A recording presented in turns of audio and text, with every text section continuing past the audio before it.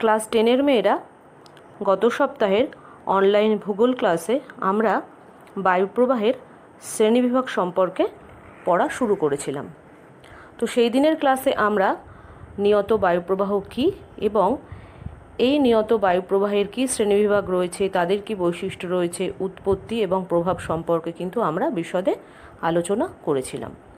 কিন্তু বায়ুপ্রবাহের যে অন্যান্য শ্রেণীবিভাগগুলো রয়েছে, যেমন হচ্ছে কি সাময়িক বায়ু, আকস্মিক বায়ু, স্থানীয় বায়ু, সেগুলো সম্পর্কে কিন্তু আমাদের পড়া বাকি ছিল।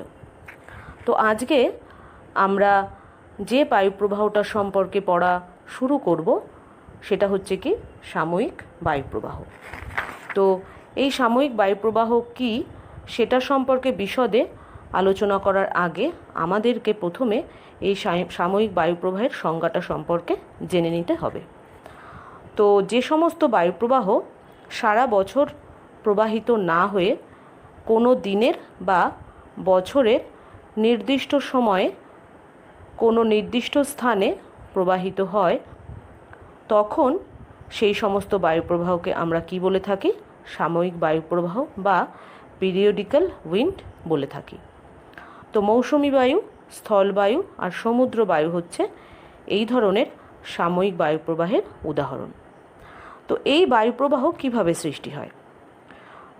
কোনো একটা দিনের বিভিন্ন সময়ে বছরের বিভিন্ন যে ঋতু রয়েছে, সেই বিভিন্ন ঋতুতে উষ্ণতা এবং বায়ুর চাপের মধ্যে কিন্তু একটা পার্থক্যের সৃষ্টি হয়। তো এই যে তাপ এবং চাপের যে পার্থক্য হচ্ছে বা তারতম্য লক্ষ্য করা যাচ্ছে, তার জন্যই কিন্তু এই সাময়িক বায়ুপ্রবাহের সৃষ্টি হয়ে থাকে। তো এই যে সাময়িক বায়ুপ্রবাহ, তার কিন্তু কয়েকটা শ্রেণীবিভাগ রয়েছে। তো এই বায়ুপ্রবাহের স্থান, কাল এবং প্রকৃতি অনুসারে সাময়িক বায়ুপ্রবাহকে প্রধানত কটা ভাগে ভাগ করা যায়? প্রধানত 5টা ভাগে ভাগ করা হয়ে থাকে। সেই 5টা ভাগ কি কি? প্রথমটা হচ্ছে সমুদ্রবায়ু, দ্বিতীয়টা হচ্ছে স্থলবায়ু, তৃতীয়টা হচ্ছে মৌসুমি বায়ু, চতুর্থটা হচ্ছে অ্যানাবেটিক বায়ু এবং পঞ্চমত যেটা রয়েছে সেটা হচ্ছে কি ক্যাটাবেটিক বায়ু। সমুদ্র বায়ুকে আমরা কি বলছি? Sea breeze. তো এই যে সি ব্রিজ বা সমুদ্র বায়ু কাকে বলে?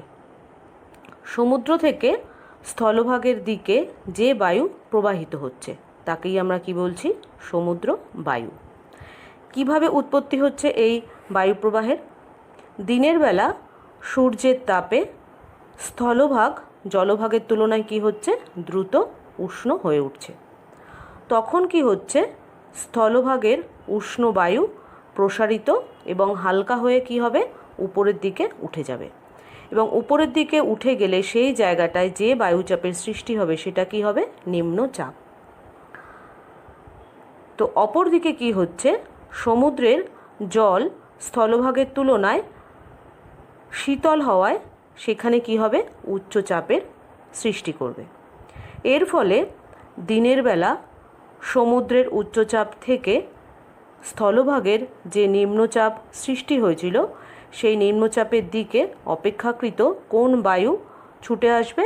শীতল আরামদায়ক সমুদ্র বায়ু কিন্তু সেই শূন্যস্থান পূরণের জন্য ছুটে আসবে। এই যে সমুদ্র বায়ু, সেই সমুদ্র বায়ুর গতি কত থাকে? সূর্য যখন ওঠে, সেই সূর্য ওঠার কিছু সময় পর থেকে এই বায়ু কিন্তু বইতে শুরু করে এবং বিকেলে সন্ধ্যের দিকে এর গতিবেগ কিন্তু বেড়ে যায়। আবার অপরাহ্নে এই গতি থাকে কত?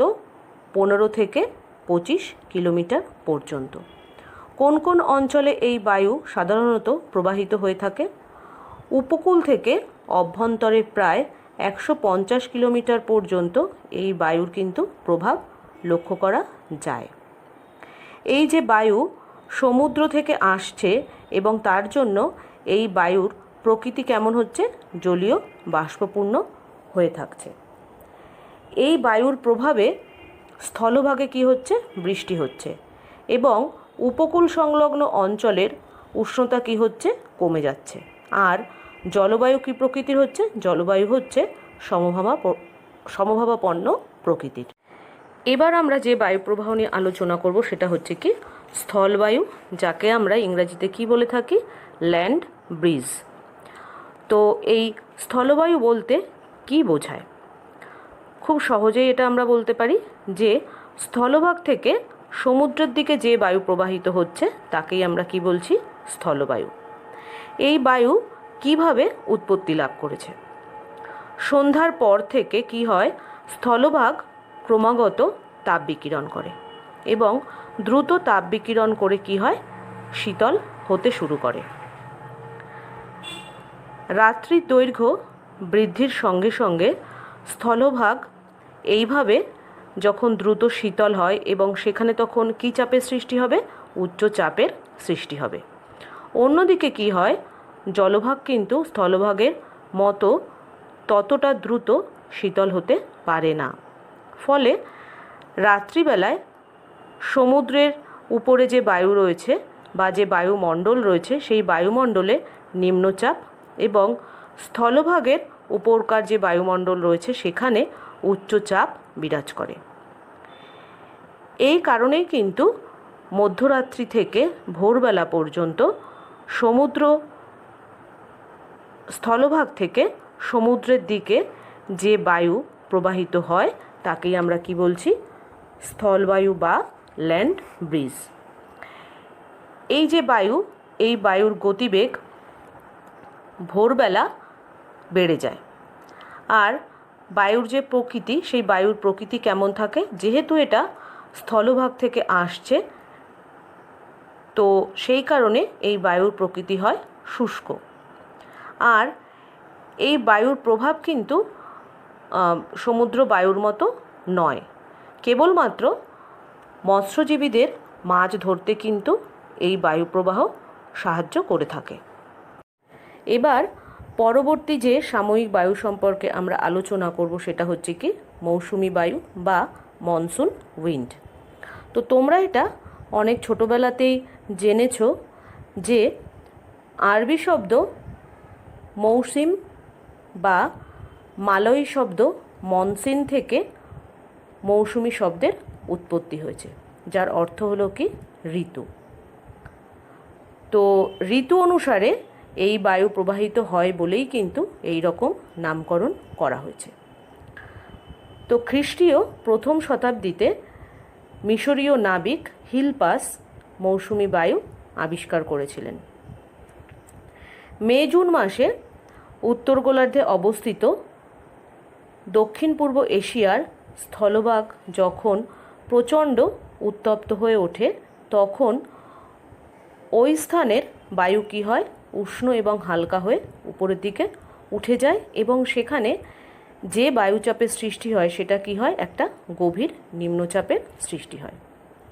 এই সময় কি হয়, দক্ষিণ গোলার্ধের অপেক্ষাকৃত কম উষ্ণ দক্ষিণ পূর্ব আয়ন বায়ু নিরক্ষরেখা অতিক্রম করে দক্ষিণ পশ্চিম মৌসুমি বায়ু নাম ধারণ করে ওই যে শূন্যস্থান সৃষ্টি হয়েছিল সেই শূন্যস্থান পূরণ করার জন্য ছুটে আসে।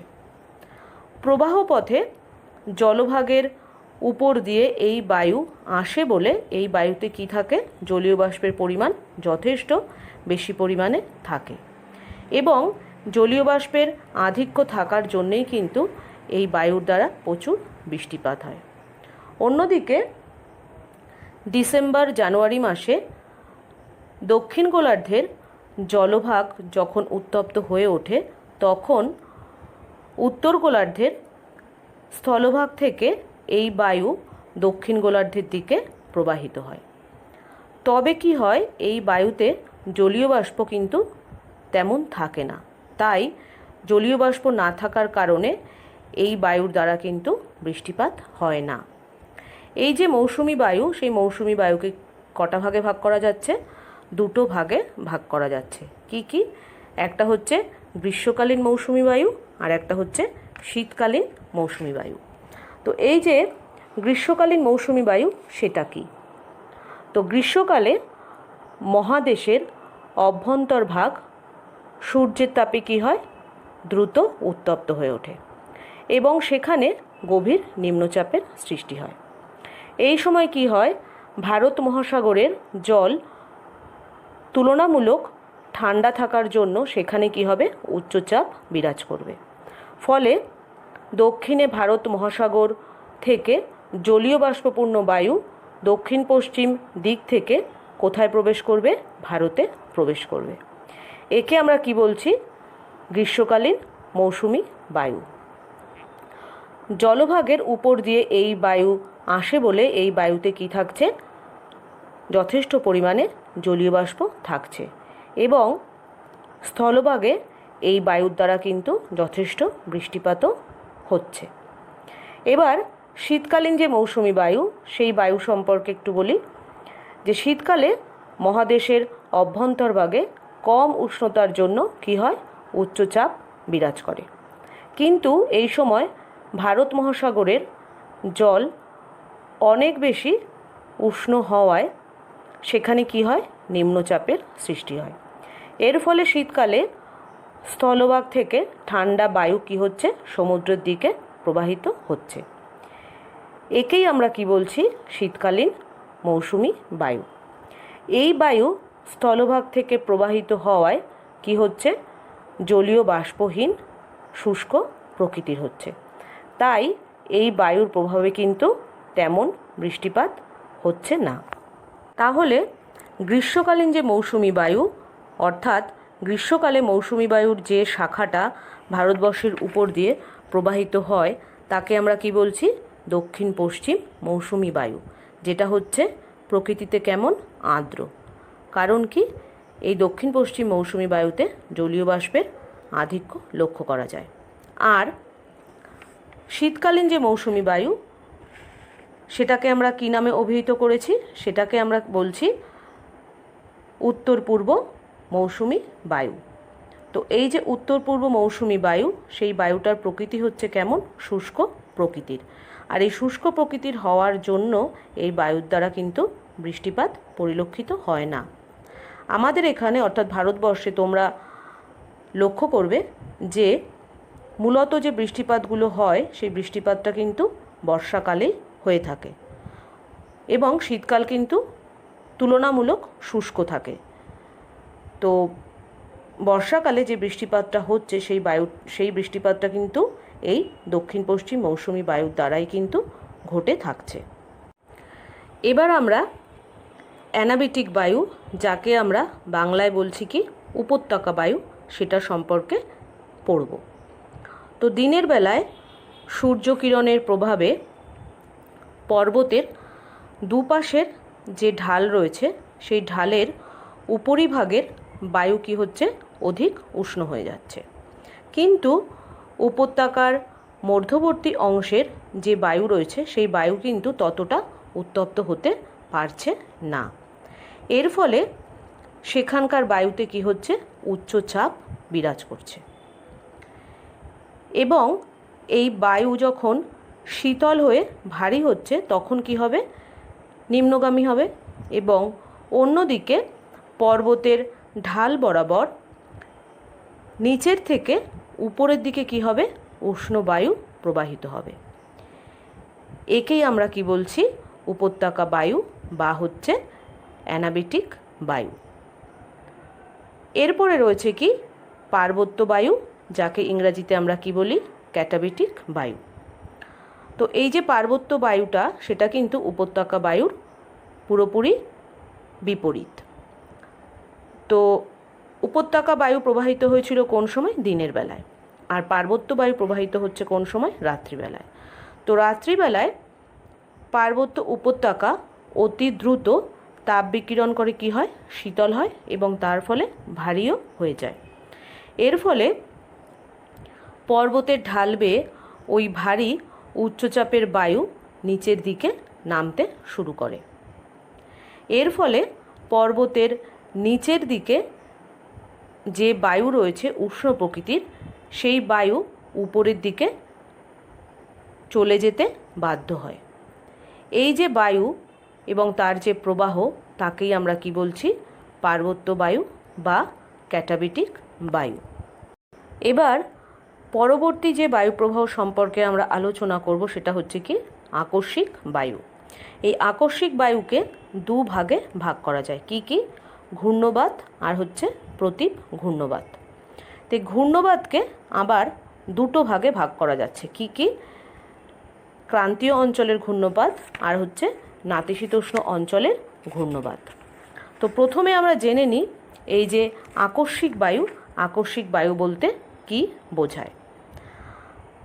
তো ভূপৃষ্ঠের কোনো স্থানে বায়ুর চাপের যখন তারতম্য হয়, সেই তারতম্যের কারণে আবহাওয়ারও কিন্তু একটা বিরাট বা ব্যাপক পরিবর্তন সাধিত হয়।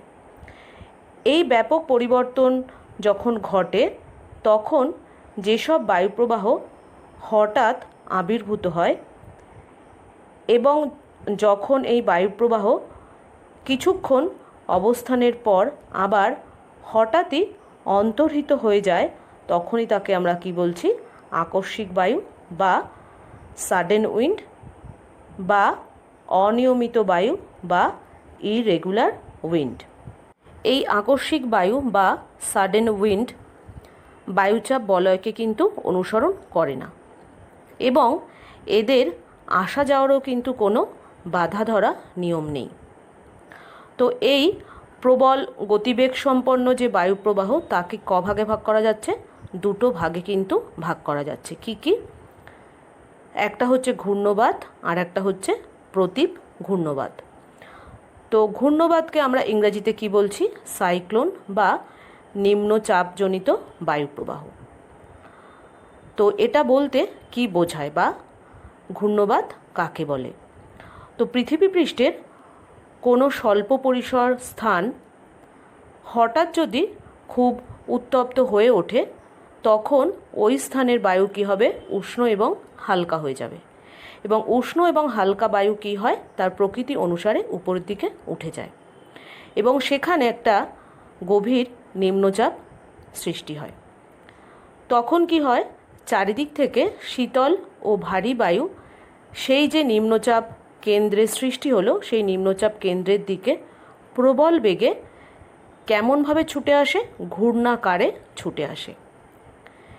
এইরূপ যে নিম্নচাপ বিশিষ্ট ঝড় তাকেই আমরা কি বলছি? ঘূর্ণবাত বা সাইক্লোন। এই সাইক্লোন বা ঘূর্ণবাতের কি বৈশিষ্ট্য রয়েছে? এই ঘূর্ণবাত উত্তর গোলার্ধে বাম দিকে অর্থাৎ ঘড়ির কাঁটার বিপরীত দিকে, যাকে আমরা ইংরেজিতে কি বলতে পারি? অ্যান্টি ক্লকওয়াইজ ডাইরেকশন, এবং দক্ষিণ গোলার্ধে ডান দিকে বা ঘড়ির কাঁটার দিকে, সেটাকে ইংরাজিতে আমরা কি বলবো? ক্লকওয়াইজ ডাইরেকশানে ঘুরতে থাকে এবং এই রকমভাবে ঘুরতে ঘুরতেই কিন্তু সে কেন্দ্রের দিকে ক্রমশ অগ্রসর হয়। এই ঘূর্ণবাত দ্রুত স্থান পরিবর্তন করে। স্বল্প সময় ধরে এই ঘূর্ণবাত স্থায়ী হয়। তো পৃথিবীর মূলত যে দুটো অঞ্চলে এই ঘূর্ণবাত সৃষ্টি হয় এবং সেই কারণে এই ঘূর্ণবাতকে আবার দুটো ভাগে ভাগ করাও হয়ে থাকে। সেই দুটো ভাগ হচ্ছে কি? ক্রান্তীয় বা উষ্ণমণ্ডলীয় ঘূর্ণবাত এবং নাতিশীতোষ্ণ অঞ্চলের ঘূর্ণবাত। তো এই যে ক্রান্তীয় ঘূর্ণবাত, সেটা কত ডিগ্রি থেকে কত ডিগ্রি অক্ষাংশের মধ্যে হয়ে থাকে?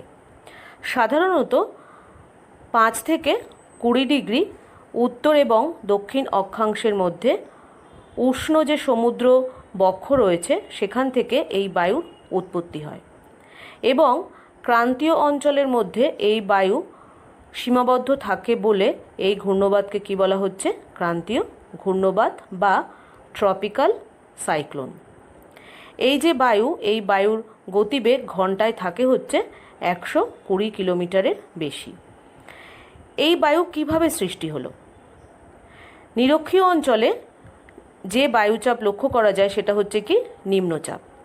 তো এই নিম্নচাপ ক্ষেত্রের যে সৃষ্টি হয় এবং সেখানে উত্তর এবং দক্ষিণ গোলার্ধ থেকে আয়ন বায়ু আগত হয় এবং সেই আয়ন বায়ু আগত হয়ে কি হয়? পরস্পর মুখোমুখি হয়।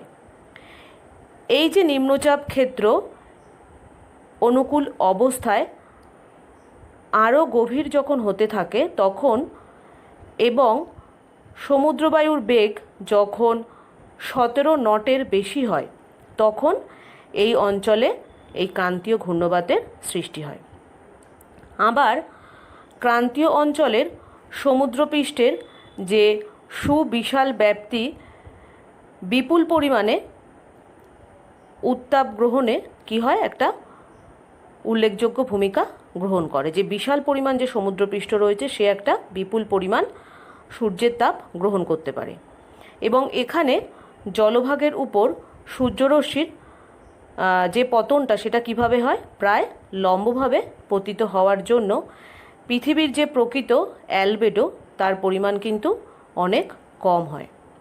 ফলে কার্যকরী যে সৌর বিকিরণ তার পরিমাণ মূলত বেশি হবে এবং সেই বেশি হওয়ার কারণে সমুদ্র কী হবে, উষ্ণ হয়ে পড়বে এবং সেখানকার বায়ু কী হবে, উষ্ণ আর্দ্র এবং হালকা হয়ে উপরের দিকে উঠে যাবে।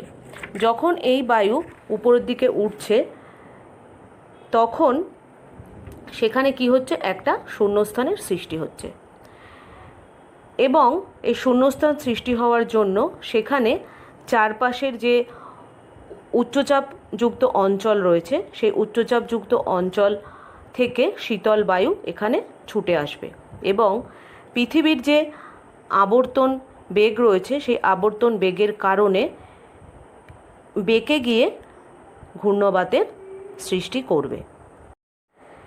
এই যে ক্রান্তীয় ঘূর্ণবাত, সেই ক্রান্তীয় ঘূর্ণবাত যে সৃষ্টি হয়েছে তার কতগুলো কিন্তু পর্যায় রয়েছে। সেই পর্যায়গুলোকে ক ভাগে ভাগ করা যায়, 4 ভাগে ভাগ করা যায়। প্রথমটা হচ্ছে প্রাথমিক পর্যায়, দ্বিতীয়টা হচ্ছে বিকাশশীল পর্যায়, তৃতীয়টা হচ্ছে পরিণত পর্যায় আর চতুর্থটা হচ্ছে কি অন্তিম পর্যায়। তো প্রাথমিক পর্যায় কি হচ্ছে, প্রাথমিক পর্যায় হচ্ছে কি ঘূর্ণবাত সৃষ্টির প্রথম পর্যায়ে কয়েকশো বা হাজার কিলোমিটার ব্যাপী একটি বিশাল উষ্ণ সামুদ্রিক অঞ্চল থাকার কিন্তু প্রয়োজন হয়। তো সমুদ্রের যে উষ্ণ যে সমুদ্র সেই উষ্ণ সমুদ্রের উপর বাতাসের চাপ ক্রমশ কমতে থাকায় বায়ুর গতিবেগ কী হয়, বাড়তে থাকে এবং উচ্চচাপ থেকে দ্রুত গতিতে ছুটে আসা এই বায়ু নিম্নচাপ কেন্দ্রে এসে কী হয়, আবর্তনজনিত ঘূর্ণনের সৃষ্টি করে। বিকাশশীল পর্যায়ে কি ঘটে, এই যে ঘূর্ণবাত রয়েছে তার এই পর্যায়ে বায়ুর চাপ হ্রাস যে পাচ্ছে সেটা অব্যাহত থাকে এবং বায়ুর গতি ক্রমশ বাড়তে থাকে। এই বায়ু কেন্দ্রাভিমুখী হয়ে উত্তর গোলার্ধে কী হয়, ঘড়ির কাঁটার বিপরীত দিকে এবং দক্ষিণ গোলার্ধে ঘড়ির কাঁটার দিকে ঘূর্ণায়মান হয়। এই সময় বায়ুর গতি ঘন্টায় কত থাকে, 25 থেকে 40 কিলোমিটার। এই যে ঘূর্ণবাত তার কেন্দ্রভাগের উষ্ণতা যত বৃদ্ধি পেতে থাকে ঘূর্ণবাত কী হয়, তত শক্তিশালী হতে শুরু করে। পরিণত পর্যায়ে এই ঘূর্ণবাত ভয়ঙ্কর আকার ধারণ করে এবং এর 4টি গঠনগত অবস্থা দেখা যায়।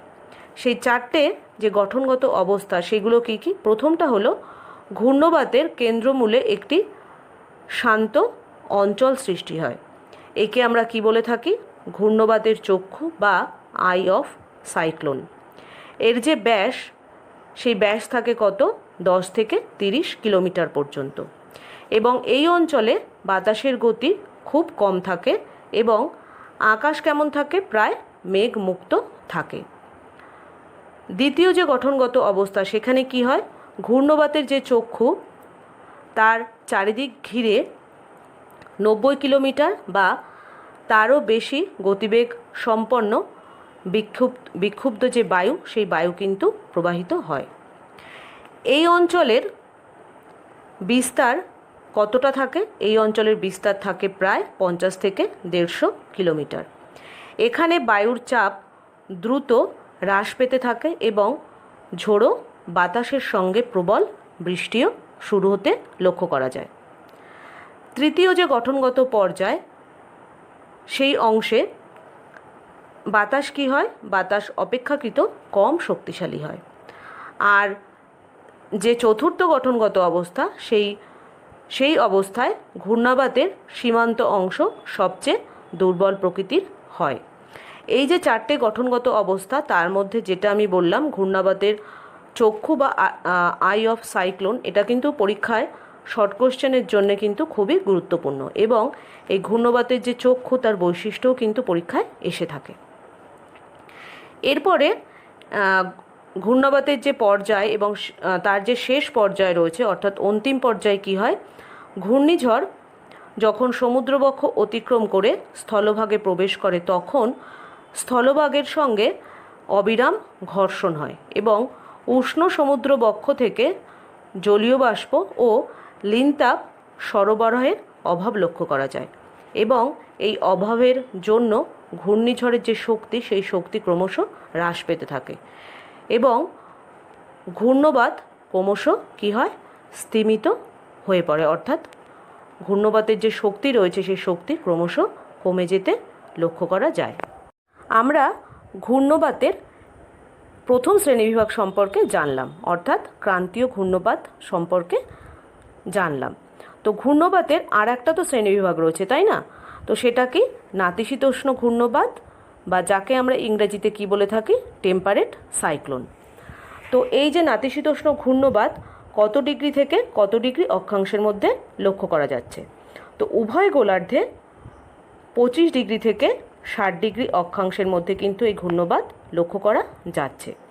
তো নাতিশীতোষ্ণ অঞ্চলে মেরু অঞ্চল থেকে আসা শীতল ও শুষ্ক বায়ুপুঞ্জের সঙ্গে ক্রান্তীয় অঞ্চল থেকে আসা উষ্ণ আর্দ্র বায়ুপুঞ্জের যে সংঘর্ষ হচ্ছে, এবং সেই সংঘর্ষে যে সৃষ্ট একটা বিশৃঙ্খল যে পরিস্থিতি, সেই পরিস্থিতিকে আমরা কি বলছি, নাতিশীতোষ্ণ ঘূর্ণবাত। এই যে নাতিশীতোষ্ণ ঘূর্ণবাত, তার কি বৈশিষ্ট্য রয়েছে? এই যে ঘূর্ণবাত সেটা কি হয়, দীর্ঘস্থায়ী হয়ে থাকে। এক্ষেত্রে বায়ুর গতি কি হয়, কম থাকায় ক্ষয়ক্ষতির মাত্রা কি হয়, কম হবে। এই ঘূর্ণাবাতের ফলে দীর্ঘ সময় ধরে কি হয়, ঝিরঝিরে বৃষ্টি হতে লক্ষ্য করা যায়। এর বিস্তৃতি কত কিলোমিটার পর্যন্ত হয়? এর বিস্তৃতি 1000 থেকে 2000 কিলোমিটার পর্যন্ত কিন্তু লক্ষ্য করা যায়। এর যে উৎপত্তি, সেই উৎপত্তির সময়টা কখন? মূলত এই নাতিশীতোষ্ণ ঘূর্ণবাতের উৎপত্তি হয় শীতকালে। এবার আকস্মিক বায়ুপ্রবাহের দ্বিতীয় যে ভাগ ছিল, অর্থাৎ প্রতীপ ঘূর্ণবাত বা অ্যান্টি সাইক্লোন সম্পর্কে আমরা একটু আলোচনা করব। তো পৃথিবীর নাতিশীতোষ্ণ মণ্ডল এবং হিমমণ্ডলের অন্তর্গত স্বল্প পরিসর কোনো স্থান যদি হঠাৎ কোনো কারণে খুব শীতল ও ভারী হয়ে ওঠে, তখন সেখানকার বায়ুমণ্ডলে কি হবে, উচ্চচাপের সৃষ্টি হবে। কিন্তু তখন ওই উচ্চচাপ কেন্দ্রের বাইরে শীতলতা এবং বায়ুর চাপ উভয়ই কিন্তু কম থাকবে।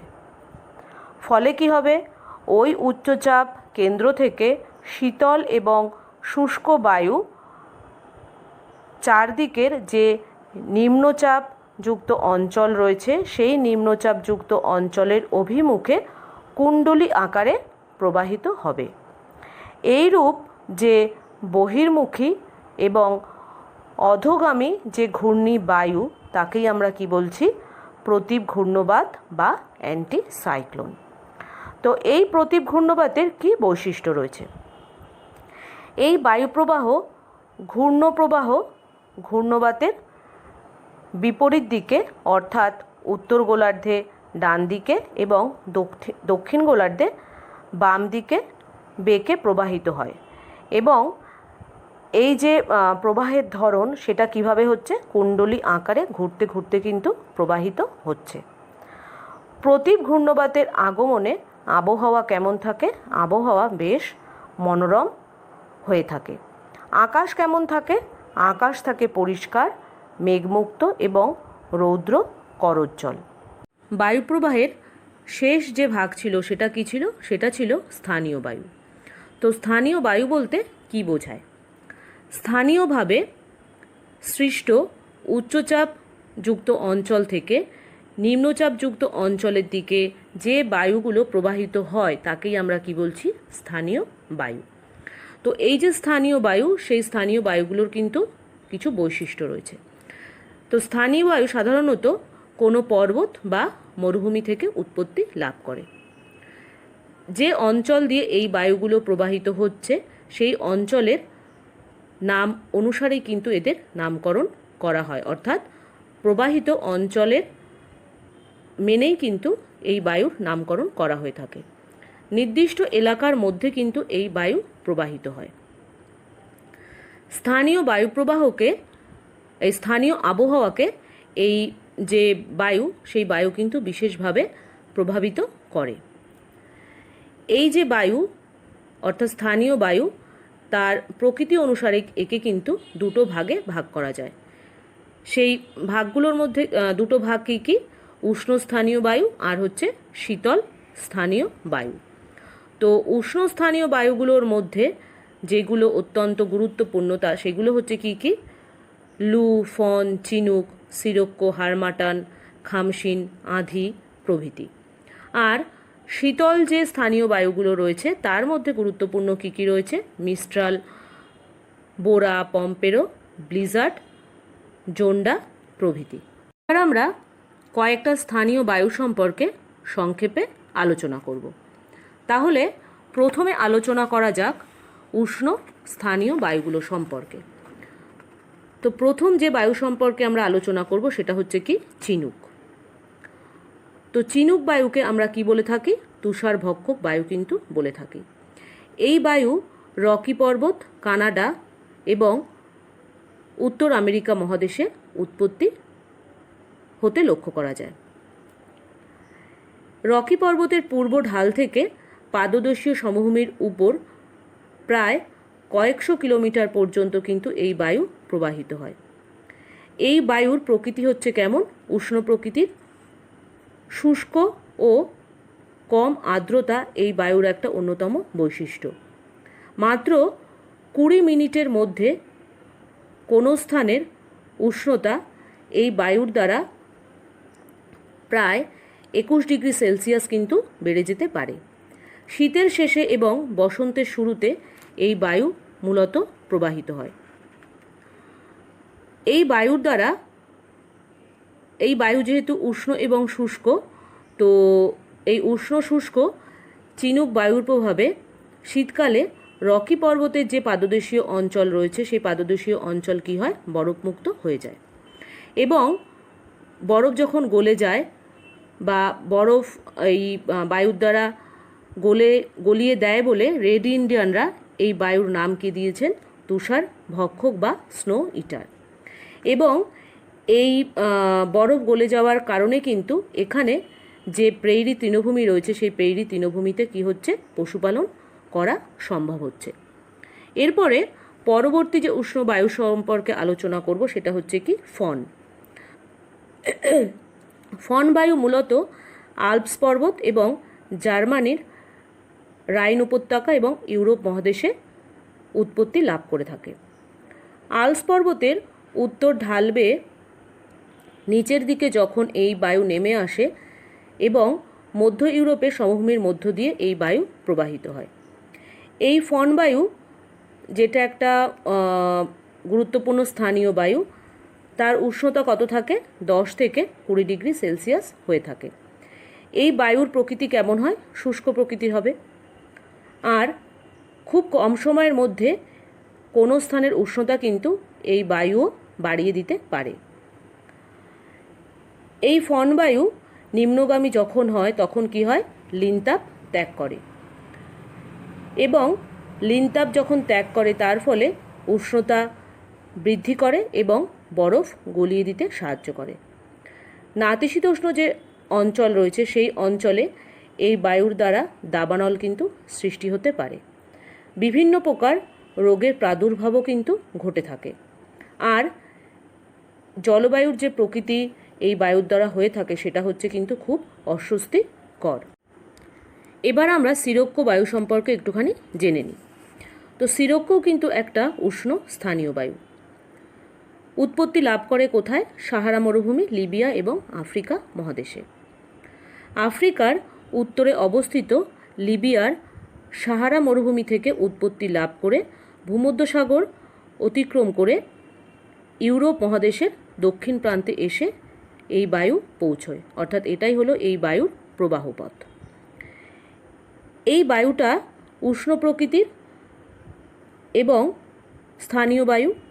উৎপত্তিস্থলে এই বায়ু উষ্ণ, শুষ্ক এবং ধূলিকণাপূর্ণ কিন্তু হয়ে থাকে। ভূমধ্যসাগর অতিক্রম করার পর আর্দ্র ও আরও কিন্তু এটা অস্বস্তিকর এবং পীড়াদায়ক হয়ে ওঠে। আফ্রিকার উত্তর উপকূল শুষ্ক এবং ধূলিপূর্ণ হয়ে যায় এই বায়ুর দ্বারা। ভূমধ্যসাগরে কি হয়? ধূলিঝড়ের সৃষ্টি হয়।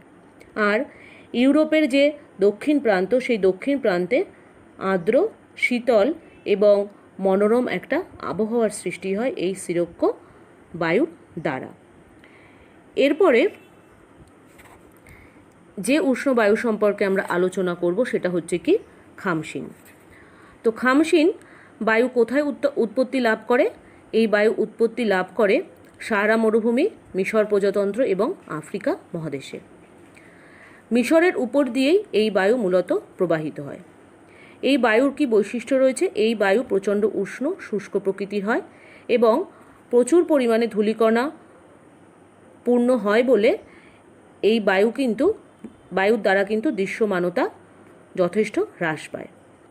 আর এই বায়ুর প্রভাবে মিশরের উষ্ণতা অধিক বৃদ্ধি পায়, যেটা কিন্তু মনুষ্য প্রজাতি এবং অন্যান্য প্রাণীকুলের জন্য কিন্তু যথেষ্ট ভয়ঙ্কর। এরপরে যেটা সম্পর্কে আমরা জানবো সেটা হচ্ছে কি লু নামক যে উষ্ণস্থানীয় বায়ু রয়েছে সেটা। এই লু কোথায় উৎপত্তি হয়? আমাদের দেশে, এবং আমাদের দেশের কোন রাজ্যগুলোতে?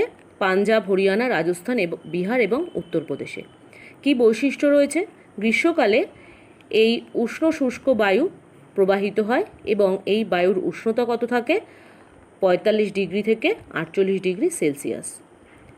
মানব জীবনে কিন্তু এই লু বায়ুর একটা বিশেষ ভূমিকা রয়েছে। প্রচণ্ড উত্তপ্ত এই বায়ু এবং ধূলিঝড় মানব জীবনে কিন্তু একটা ভয়ানক যে সমস্যা, সেই সমস্যার সৃষ্টি করে থাকে। এতক্ষণ আমরা উষ্ণ স্থানীয় বায়ু সম্পর্কে জানলাম। এবার তাহলে একটু শীতল স্থানীয় বায়ু সম্পর্কে আলোচনা করা যাক। তো প্রথমে যেটা আমরা জানবো, যে বায়ুটা সম্পর্কে জানবো সেটা হচ্ছে কি মিস্ট্রাল। মিস্ট্রাল বায়ু রোন নদী, ফ্রান্স এবং ইউরোপ মহাদেশে উৎপত্তি হতে লক্ষ্য করা যায়। প্রবাহপথ কোনটা এই বায়ুর? শীতকালে ফ্রান্সের রোন নদীর উপত্যকার মধ্য দিয়ে ভূমধ্যসাগরের উপকূলের দিকে এই বায়ু প্রবাহিত হয়। এই বায়ু প্রকৃতিতে কেমন? শীতল প্রকৃতির, শুষ্ক ও তীব্র গতিবেগ সম্পন্ন হয়ে থাকে এই বায়ু। শীতকালে উত্তরে তুষারমণ্ডিত যে পার্বত্য অঞ্চল রয়েছে, সেই পার্বত্য অঞ্চল থেকে ক্যাটাবেটিক বায়ুরূপে ভূমধ্যসাগরীয় উপকূলে বিশেষত কি রোন উপত্যকার মধ্য দিয়ে এই বায়ু প্রবাহিত হয়। এই বায়ু প্রবাহের ফলে ফ্রান্সের স্বাভাবিক তাপমাত্রা এক ধাক্কায় অনেকটাই নেমে যায় এবং এই বায়ুর দ্বারা যে শৈত্যপ্রবাহ হয়, সেই শৈত্যপ্রবাহে কিন্তু জনজীবন বিপর্যস্ত হয়ে পড়ে। এবার পরবর্তী যে শীতল স্থানীয় বায়ু সম্পর্কে আমরা আলোচনা করব সেটা হচ্ছে কি বোরা।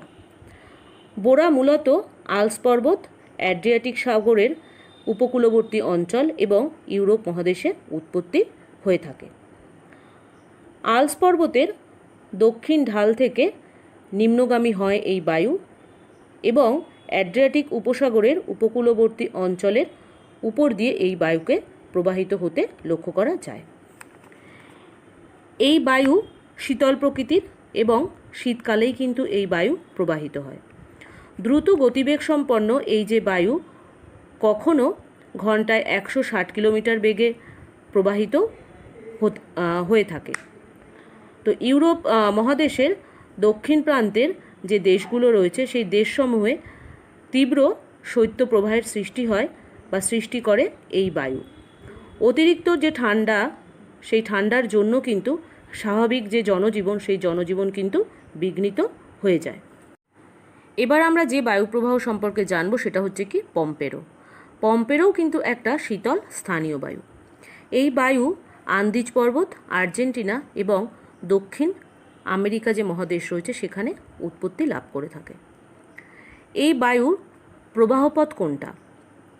দক্ষিণ আমেরিকার দক্ষিণ ও দক্ষিণ অংশের আন্দিজ পর্বতের পূর্ব ঢাল থেকে এই বায়ু উৎপত্তি লাভ করে পম্পাস যে তৃণভূমি রয়েছে সেই পম্পাস তৃণভূমির উপর দিয়ে প্রবাহিত হয়। এই বায়ু শীতল প্রকৃতির এবং এটি এক প্রকার ক্যাটাবেটিক বা পার্বত্য বায়ু। তো মানব জীবনে এই বায়ুর কী প্রভাব রয়েছে? আর্জেন্টিনার যে দিগন্ত বিস্তৃত পম্পাস তৃণভূমি রয়েছে সেই পম্পাস তৃণভূমির গ্রীষ্মকালীন তাপমাত্রাকে অনেকটা কমিয়ে দেয় এই বায়ু, এবং কমিয়ে দিয়ে আবহাওয়াকে কেমন করে তোলে? মনোরম এবং আরামদায়ক করে তোলে। এবার যে গুরুত্বপূর্ণ টপিকটা সম্পর্কে আমরা আলোচনা করব সেটা হচ্ছে কি জেট বায়ু বা জেট স্ট্রিম। তো প্রথমে জেনে নিই যে জেট স্ট্রিম বা জেট বায়ু কাকে বলে। বায়ুমণ্ডলের যে স্তর বিন্যাসগুলো ছিল সেখানে সবচেয়ে নিচের যে স্তর ছিল সেটার নাম কি ছিল? ট্রোপোস্ফিয়ার। তো এই ট্রোপোস্ফিয়ারের ঊর্ধ্বসীমায় অথবা স্ট্র্যাটোস্ফিয়ারের নিচের অংশে সংকীর্ণ আঁকাবাঁকা পথে প্রবাহিত প্রবল গতিসম্পন্ন বায়ুকে আমরা কি বলছি? জেট বায়ু বা জেট স্ট্রিম। এর গভীরতা মাত্র কয়েক কিলোমিটার হলেও দৈর্ঘ্যে প্রায় কয়েক হাজার কিলোমিটার এবং প্রস্থে প্রায় কয়েক শত কিলোমিটার হয়ে থাকে এই বায়ু। তো এই বায়ু কিভাবে উৎপত্তি লাভ করেছে? নিরক্ষরেখা থেকে মেরুর দিকে তাপীয় ঢালের পার্থক্যের সঙ্গে জেট বায়ুর উৎপত্তির একটা ঘনিষ্ঠ সম্পর্ক লক্ষ্য করা যায়। উচ্চ ট্রোপোস্ফিয়ারে যে অংশে তাপীয় ঢাল সবচেয়ে বেশি সেই অংশে জেট বায়ুর মূলত উৎপত্তি ঘটে থাকে। শীতকালে মেরু অঞ্চলের ভূপৃষ্ঠে শক্তিশালী উচ্চচাপ এবং ট্রোপোস্ফিয়ারের ঊর্ধ্বাংশে কী হয়? নিম্নচাপের সৃষ্টি হয়।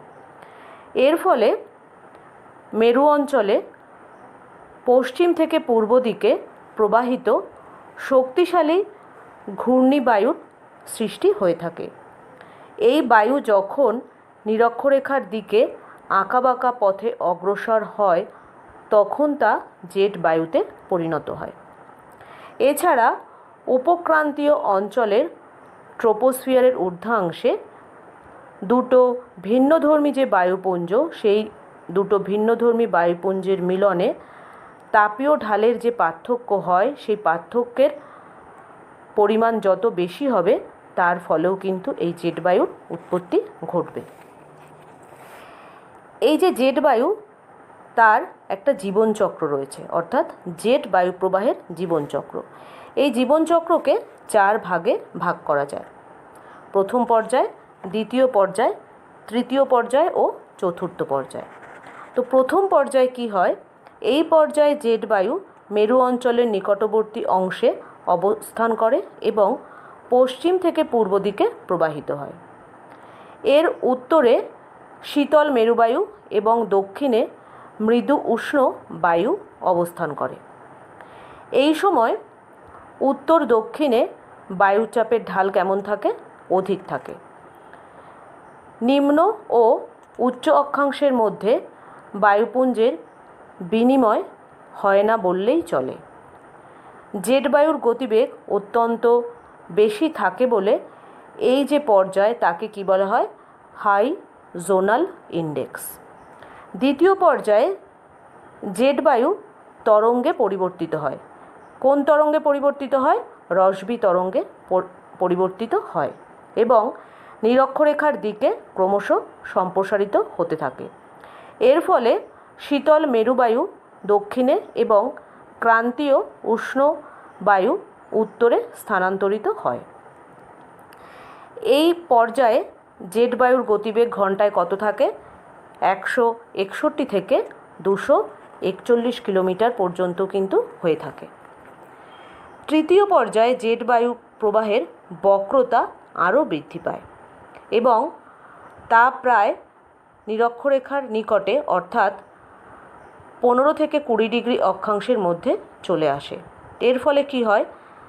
ক্রান্তীয় উষ্ণ বায়ু আরও উত্তরে এবং শীতল মেরুবায়ু আরও দক্ষিণে গমন করতে থাকে। এই সময় 3 থেকে 6টা রশ্মি তরঙ্গ পৃথিবীকে একদম বেষ্টন করে ফেলে অর্থাৎ ঘিরে ফেলে। এই পর্যায়ে বায়ুর তাপীয় যে অবক্রম সেই অবক্রম পূর্ব থেকে পশ্চিমে হয় এবং জেট বায়ুর গতিবেগ ঘন্টায় কত থাকে? 241 থেকে 322 কিলোমিটার। এবার অন্তিম পর্যায় বা চতুর্থ পর্যায়ে কি হয়? এই যে চতুর্থ পর্যায়ে এখানে জেট বায়ুর যে তরঙ্গ সেই তরঙ্গের বাঁক আরও বেড়ে অবশেষে বিচ্ছিন্ন হয়ে ছোট ছোট কক্ষ গঠন করে। উত্তর গোলার্ধে উত্তরের কক্ষগুলি প্রতিঘূর্ণপাত এবং দক্ষিণের কক্ষগুলি ঘূর্ণবাত সৃষ্টি করে। কক্ষ গঠনের ফলে শীতল মেরুবায়ু মূল স্রোত থেকে বিচ্ছিন্ন হয়ে যায় এবং ক্রান্তীয় অঞ্চলে উষ্ণ ও হালকা বায়ু দ্বারা বেষ্টিত হয়ে অবস্থান করে। অপরদিকে বিচ্ছিন্ন ক্রান্তীয় উষ্ণ বায়ু মেরু অঞ্চলে শীতল ও ভারী বায়ু দ্বারা বেষ্টিত হয়। বিচ্ছিন্ন হওয়া যে কক্ষগুলো সেই কক্ষগুলির কারণে জেট বায়ুর গতি কী হয়? গতি কমে যেতে শুরু করে। তাই এই পর্যায়কে আমরা কী বলছি? লো জোনাল ইন্ডেক্স। এই পর্যায়ের শেষ ভাগে জেট বায়ুর জীবনচক্রের কী হয়? অবসান ঘটে এবং সঙ্গে সঙ্গে আবার একটা নতুন জীবনচক্রের শুরু হয়। এই যে জেট বায়ু সেই জেট বায়ুর সাথে মৌসুমি বায়ুর কী সম্পর্ক লক্ষ্য করা যায়? তা বায়ুমণ্ডলের একদম যে নিচের স্তর অর্থাৎ ট্রোপোস্ফিয়ার তার যে ঊর্ধ্বস্তর সেই ঊর্ধ্বস্তরে ভূপৃষ্ঠ থেকে 9 থেকে 12 কিলোমিটার উচ্চতার মধ্যে প্রধানত পৃথিবীর সমষ্ণ রেখা বরাবর পশ্চিম থেকে পূর্ব দিকে সর্পিল আকারে প্রতি সেকেন্ডে 45 কিলোমিটার বেগে প্রবাহিত যে দীর্ঘ তরঙ্গ বিশিষ্ট শক্তিশালী বায়ু জেট প্লেনের গতিপথে প্রবাহিত হয় তাকে আমরা কি বলছি? জেট বায়ু বা জেট স্ট্রিম।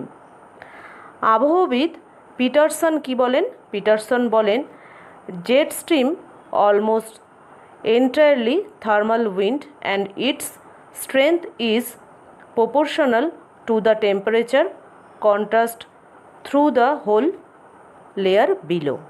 অর্থাৎ এটাকে যদি আমরা বাংলায় বলি কি বলবো? জেট বায়ুপ্রবাহ হলো একটি তাপীয় বায়ুপ্রবাহের শক্তি যেটি নিম্ন বায়ুমণ্ডলে উষ্ণতার পার্থক্যের সমানুপাতিক।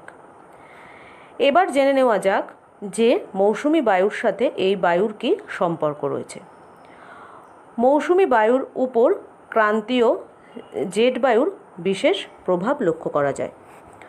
মৌসুমি বায়ুর ছেদ সৃষ্টিতে এই বায়ুর অবস্থান প্রভাব ফেলে। মৌসুমি বায়ুর যে আগমন এবং প্রত্যাগমন বা বৃষ্টিপাতের পরিমাণকেও কিন্তু এই বায়ু প্রভাবিত করে থাকে। তাহলে প্রথমে আমরা জানি যে দক্ষিণ পশ্চিম মৌসুমি বায়ুর সাথে জেট বায়ুর কী সম্পর্ক রয়েছে সেটা। তো 20 ডিগ্রি থেকে 35 ডিগ্রি উত্তর অক্ষাংশ বরাবর বিস্তৃত উপক্রান্তীয় যে পশ্চিমী জেট বায়ু রয়েছে সেই পশ্চিমী জেট বায়ু ভূপৃষ্ঠের উচ্চচাপ যে বলয় সেই বলয় দুর্বল হয়ে পড়ায় ক্রমশ কী হয়? উত্তর দিকে স্থানান্তরিত হতে থাকে। গ্রীষ্মের মাঝামাঝি সময়ে পশ্চিমী জেট হিমালয়ের উত্তর দিকে অবস্থান করে।